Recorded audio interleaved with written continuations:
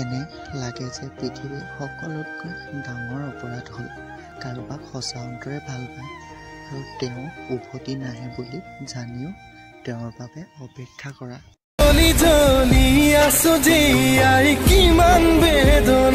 সুখত থাকিবলৈ শিকা, বাকী এইবোৰ চলিয়ে থাকিব।